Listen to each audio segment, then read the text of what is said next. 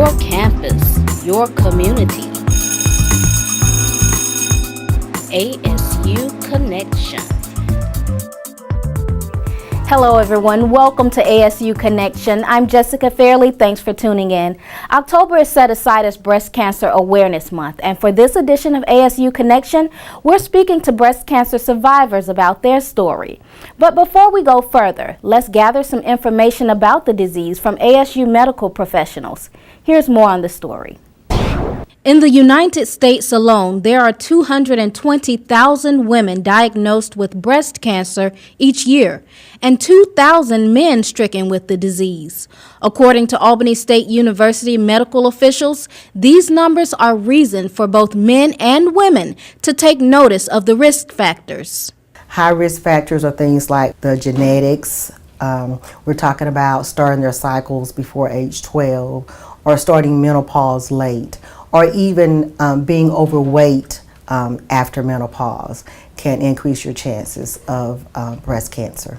According to ASU professor Dr. Ashok Jain, an unhealthy diet can also contribute to high breast cancer risks.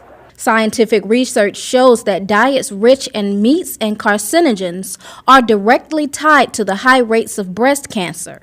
So when you barbecue the meat at that high temperature, like more than 150 degrees Celsius, these protein or the amino acids and sugars can combine and produces the compound which is known as heterocyclic-amines.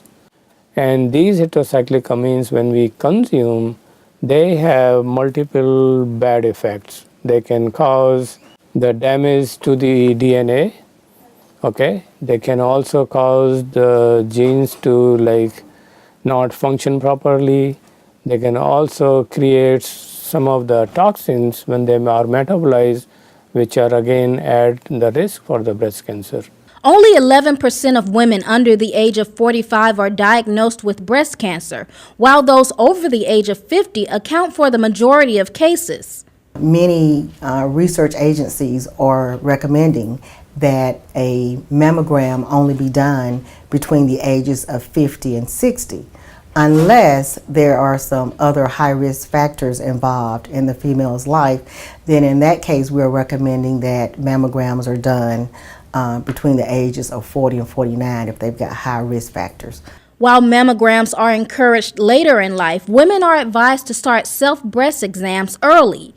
This is because 70% of all cases are found through at-home exams. When it comes to performing one's own exam, Dr. Vicki Phillips says the more you do it, the more you will learn your body. The main thing is we often teach ladies to use the balls of their fingers because it's the most sensitive. And we teach them to rotate their hand around their breast. And as you're rotating around the breast, you're going closer and closer to the nipple. Once you get to the nipple, we're asking to squeeze so that if there's any discharge, that discharge will come out. Now, you can do that technique that I just mentioned, standing up with one arm up, or you can do it in the shower, because in the shower you're already wet and your skin is easy to slide your fingers over your skin. Or you may do it laying down. Lying down, you do the exact same thing. You're going to raise the arm of the breast that you are checking.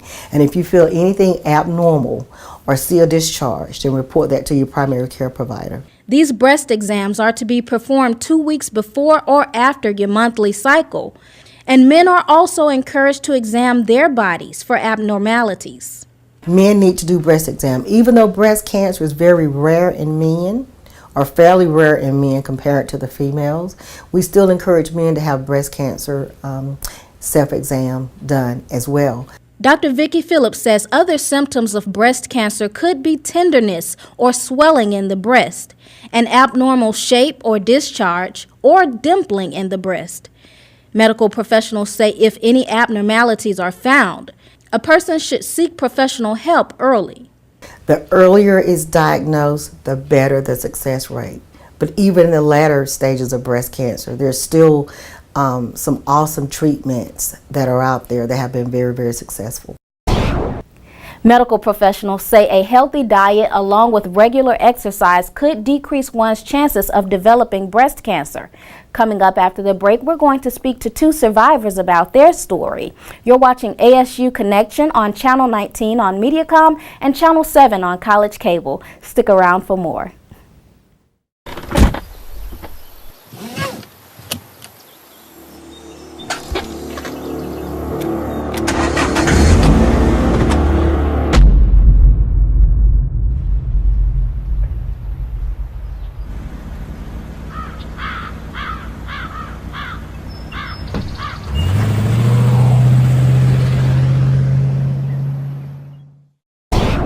Breast cancer has touched the lives of most people. Maybe you've had a family member, a friend, or a coworker who has gone through that journey and survived. Today we're speaking with two survivors here on Albany State University's campus about their story. For Leslie, Charles, and Katherine Laster, breast cancer was a journey that gave them a new outlook on life. Katherine Laster says her journey began in July of 2009. She had begun monitoring an abnormal growth discovered through an at-home breast exam, and upon visit to her physician, she received the unsettling diagnosis. She said, "It's cancer. I don't know what type." So needless to say, how speechless and numb and in shock I was, and I could remember the tears just rolling down my cheeks, and I'm thinking, oh my gosh, because you hear cancer and you almost immediately think of a death sentence.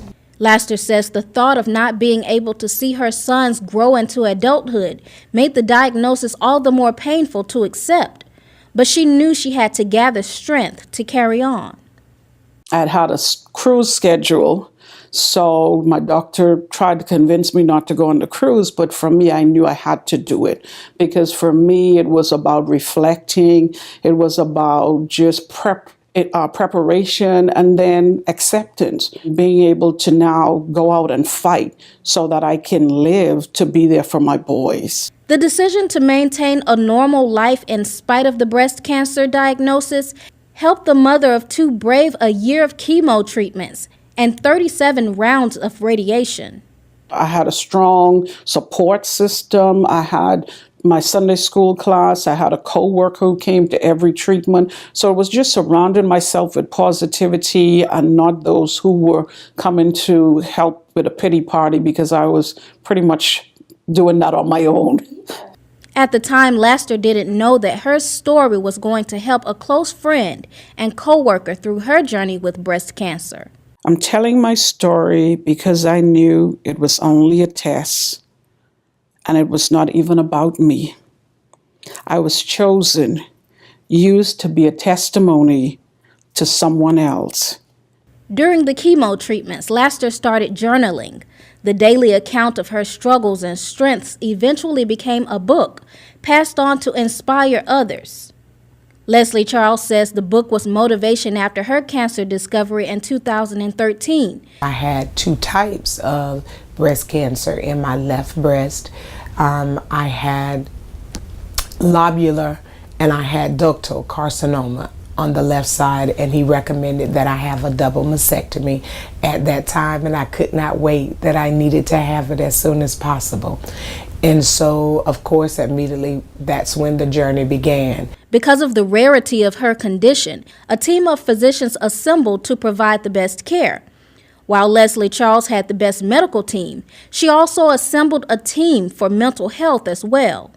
I had other friends that had experienced breast cancer, and of course they came to my rescue, which was Miss Katherine Laster and Carolyn Brown, who coached me through it. But I knew if I wanted to live, I had to reach up and reach out to God, because I knew He would be the only one that could save me. Because when all of my results came in, I was at a stage 3. Grade 2, and I wanted to know everything it was to know about the disease and how it would impact my body and what I needed to do. So going through chemo and radiation, I needed to know how the process would impact me, what I could do on the day-to-day basis, but I knew I had to have a positive mindset. This positive attitude helped Charles overcome the disease. 4 years after her healing, she, like Katherine Laster, is living in gratitude. with a mission to encourage others through their journey. I would say to the next person going through is just hold on. Hold on to your faith, hold on to your belief, keep your family around you, keep your appetite right, eat the things, exercise, do everything that your doctors or that team tells you to do, because it's gonna help you through it. What a wonderful message of faith and survival. During this month of October, if you don't know someone who's currently going through the breast cancer journey that you can support, find a way to support the cause. You never know whose life you may save. That does it for this edition of ASU Connection. I'm Jessica Fairley, and I'll see you next time.